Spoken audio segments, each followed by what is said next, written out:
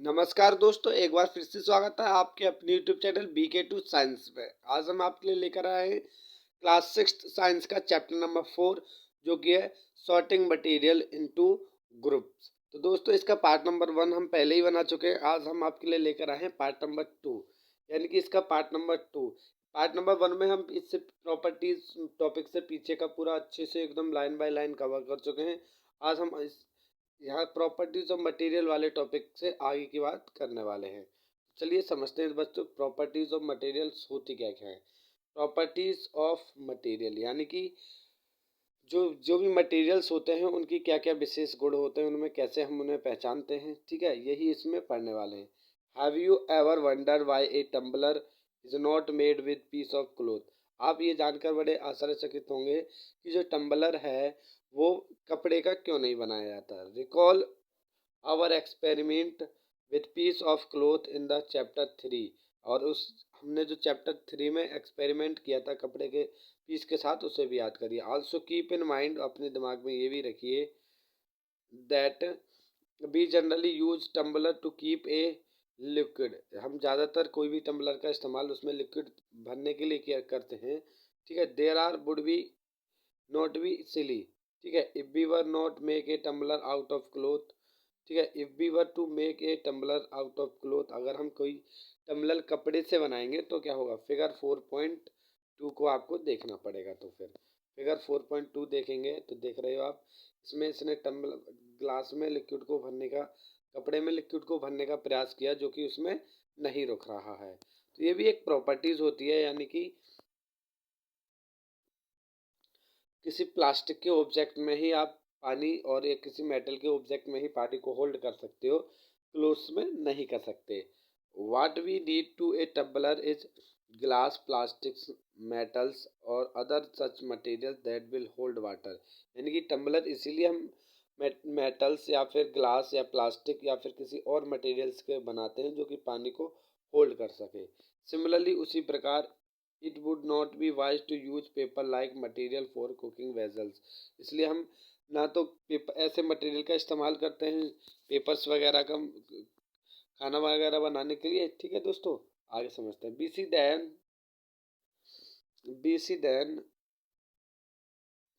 Then that B choose a material to make an object depending on its properties। इसलिए हम ऐसे ही material को choose करते हैं जो कि उसकी प्रॉपर्टीज पर डिपेंडेंट हों। ठीक है, on its properties and the purpose for which object to be used. यानी कि इसलिए किस ऑब्जेक्ट का कहाँ पर इस्तेमाल होना चाहिए, हम उसी प्रकार के ऑब्जेक्ट से उस प्रकार की चीज़ बनाते हैं जिससे जिसका किसी भी चीज़ को उस जो कार्य उससे हमें करना है वो आसानी से हो सके। सो इसीलिए what are all properties of material that would be important for their use. इसलिए हर एक अलग अलग मटेरियल की अपनी अलग अलग प्रॉपर्टीज होती है जिससे कि हम उसे आसानी से यूज कर सकें। जैसे जितने भी मेटल्स हैं हमारे, उनसे हम इलेक्ट्रिसिटी को फ्लो करा सकते हैं, लेकिन नॉन मेटल से नहीं करा सकते। इसलिए मेटल्स का इस्तेमाल तो करेंगे हम इलेक्ट्रिसिटी फ्लो कराने के लिए। क्या हम प्लास्टिक और रबड़ का इस्तेमाल करेंगे? नहीं हो सकता, क्योंकि उनसे इलेक्ट्रिसिटी फ्लो ही नहीं हो सकती। Some properties are discuss here. तो इसी में से कुछ प्रॉपर्टीज को यहाँ पे डिस्कस किया गया है जिनको जिसके आधार पर हम इस्तेमाल करते हैं। तो सबसे पहले बच्चों अपीरियंस। ठीक है, अपीरियंस मतलब बाहरी दिखावट, उसके बाहरी दिखावट के अकॉर्डिंग। ठीक है, अपीरियंस को समझते हैं जरा। अपीरियंस क्या है? Materials usually look different from each other. यानी कि हर एक मटेरियल एक दूसरे से अलग दिखाई देता है। Would looks very different from iron. यानी कि लकड़ी जो है वो लोहे से बिल्कुल अलग दिखाई देती है। Iron appear different from copper और एल्युमिनियम। और आयरन जो है वो कॉपर और एल्युमिनियम से बिल्कुल अलग दिखाई देता है। ठीक है, एट द सेम टाइम, एक ही बार में, there are maybe some similarities between iron, copper and aluminium that not there in wood। ठीक है, जैसे कुछ कुछ समानताएं देखने को मिलेंगी। There may be some similarities between, कुछ समानताएं होंगी बिटवीन किसके? आयरन के, copper, aluminium, that are not there in wood, जो कि वुड में नहीं होंगी। चलिए दोस्तों, आगे एक्टिविटी नंबर 3 को करते हैं। Collect small piece of different material, यानी कि छोटे छोटे पीस आप कलेक्ट कर लीजिए अलग अलग मटेरियल्स के, जैसे पेपर है, कार्डबोर्ड है, वुड है, कॉपर वायर है, अल्मुनियम सीट है, चौक है, यानी कि पेपर यानी कागज़, कार्डबोर्ड लकड़ी का टुकड़ा, ठीक है, और कार्डबोर्ड मतलब बोर्ड का टुकड़ा, और लकड़ी, कॉपर वायर, ठीक है, एल्युमिनियम सीट, चौक, ये सारी चीज़ें आप कलेक्ट कर लीजिए। आगे देखिए, do any of this appear shiny, क्या इनमें से कोई चीज़ शाइनी दिखाई देती है? Separate the shiny material into A group, यानी कि उन चीज़ों को आप इनसे अलग कर लीजिए जिनके अंदर शाइन है, यानी कि जिनमें चमक देखने को मिलती है। Now observe as the teachers cut each material into two pieces and look at the freshly cut surface। अब अपने मटेरियल के, अपने टीचर की प्रेजेंस में हर एक को उसे दो पीसों में डिवाइड करो और उसके फ्रेशली कट एरिया को, सरफेस को देखिए कैसे, क्या उसमें शाइनिंग आ रही है या नहीं। आगे देखते हैं, what do what do you notice, तो आप क्या नोटिस करेंगे? Does the freshly cut off surface of some of this material are appear shiny, यानी कि जब ये आपने ताज़ा ताज़ा सरफेस उसका काटा है, क्या वो शाइनी है, यानी कि उसमें चमक आ रही है। Include this object also in the group and shiny materials, यानी कि इन्हें भी उसी ग्रुप में ऐड कर लीजिए जिसमें आपने शाइनी मटेरियल रखे थे। Do you notice such a shine और lustre in the other material, क्या आप और भी दूसरे कोई मटेरियल में ऐसी साइन और चमक देखते हैं? Cut them anyway as you can, cut उन्हें काटिए, देखिए जैसा हो आप कर पाए।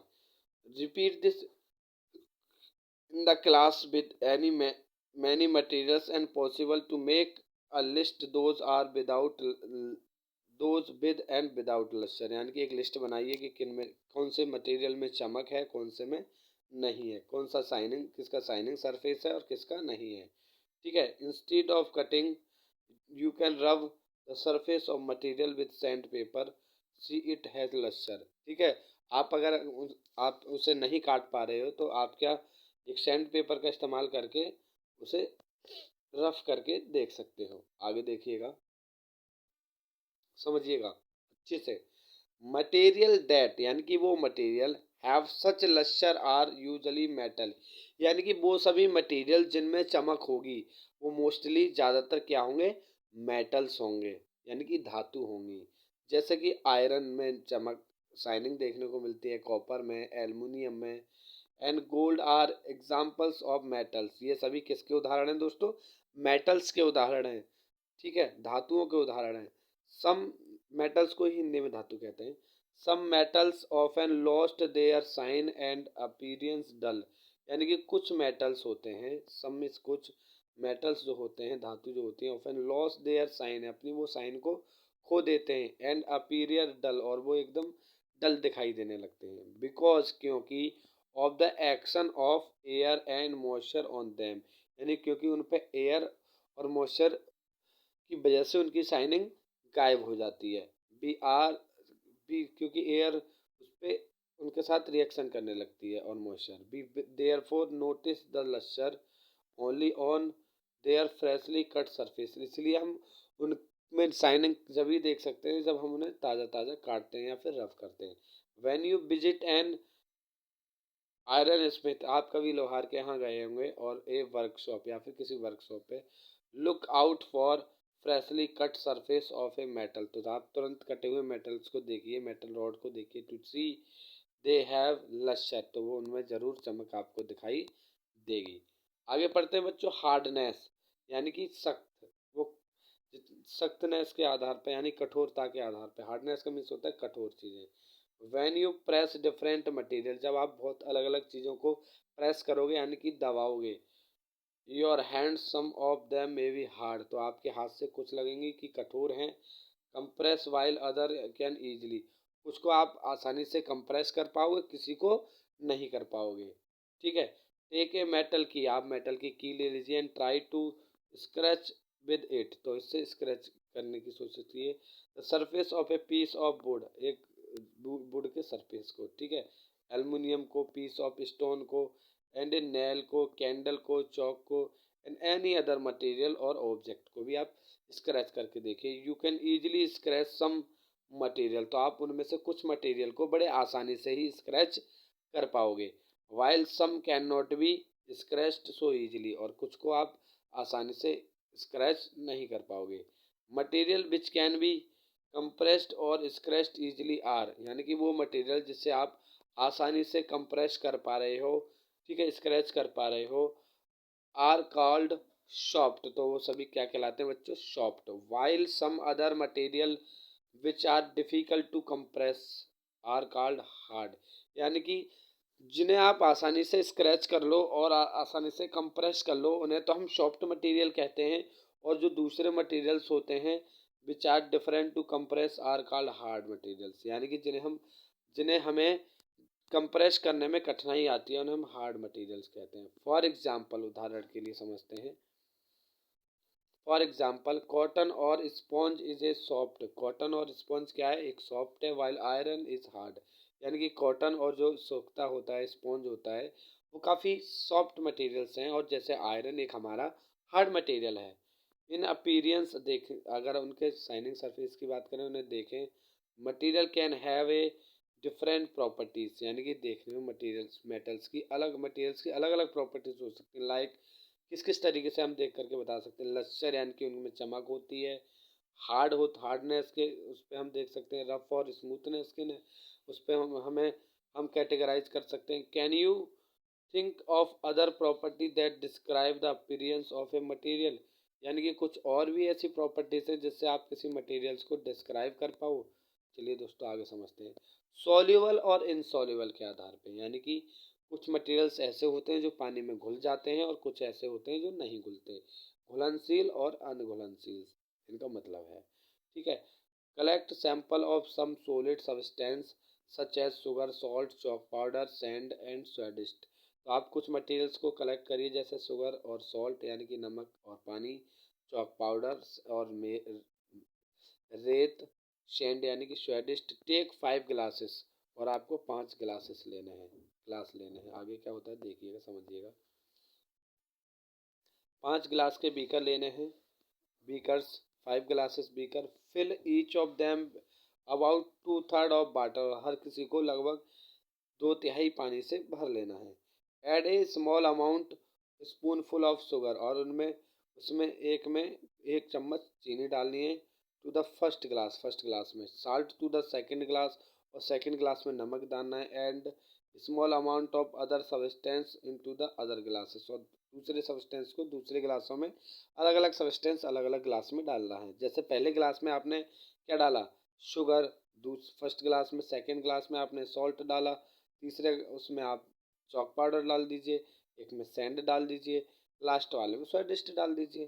ठीक है दोस्तों, आगे समझते हैं। अब क्या कहते हैं, stir it the content of each of them with a spoon, यानी कि अब उसे आप स्पून से मूव कराइए। Wait for a few minutes, और कुछ मिनट के लिए इंतजार कीजिए। ऑब्जर्व व्हाट हैपेंड, ऑब्जर्व करिए क्या होगा। टू द सब्सटेंस के लिए क्या होगा, add a water to figure 4.4, note your observation as shown in table 4.3, और फिर अपने ऑब्जर्वेशन को नोट करें जैसा टेबल 4.3 में दी गई है। ठीक है दोस्तों, आगे देखिए। वाट डिसपियर वाट डज नॉट, और आप ये भी नोटिस करें क्या वहाँ से डिसपियर हो गया है और क्या चीज़ डिसपियर नहीं हुई है, यानी कि कौन सी चीज़ पूरी तरीके से घुल गई है और कौन सी नहीं घुसी है। Mixing different solid material in water, यानी कि अलग अलग मटेरियल को अब वाटर में कैसे मिक्स करते हैं, सबसे देखते हैं। आपको इसे फिल करना है। जैसे इसने फर्स्ट फिल कर दिया है कि साल्ट जो है डिसपियर हो गया है कम्प्लीटली विद वाटर, वाटर के साथ पूरी तरीके से घुल गया है नमक हमारा। ऐसा ही शुगर होगी, जो शुगर है वो पूरी तरीके से घुल जाएगी, लेकिन सैंड उसमें पूरी तरीके से घुलेगा नहीं, कुछ समय के लिए घुलेगा लेकिन बाद में उसमें टसल डाउन हो जाएगा। ऐसा ही चॉक पाउडर के साथ होगा, ऐसा ही स्वेट डिस्क के साथ होगा। आगे देखिए और क्या समझते हैं। You will notice that some substance have completely disappear of dissolve in water, आप नोटिस करोगे, आप देखोगे कि कुछ मटेरियल जो है वो पूरी तरीके से डिजॉल्व हो गए हैं वाटर के साथ में।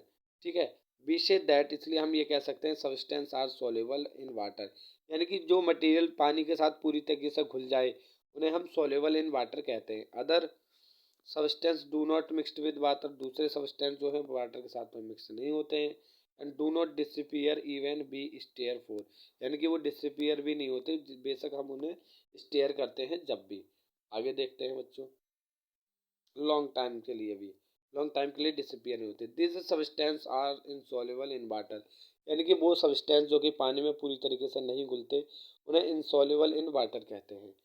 Water play an important role in the functioning of our body, यानी कि वाटर जो है वो एक काफ़ी महत्वपूर्ण रोल प्ले करता है हमारी उसके बॉडी फंक्शनिंग में। ठीक है, because it can dissolve a large number of substance, क्योंकि ये बहुत सारे सब्सटेंस को अपने आप में घोल लेता है। Do liquid also dissolve in water, क्या लिक्विड जो है वो वाटर में डिजॉल्व हो जाते हैं? जरा एक एक्टिविटी के द्वारा समझ लेते हैं।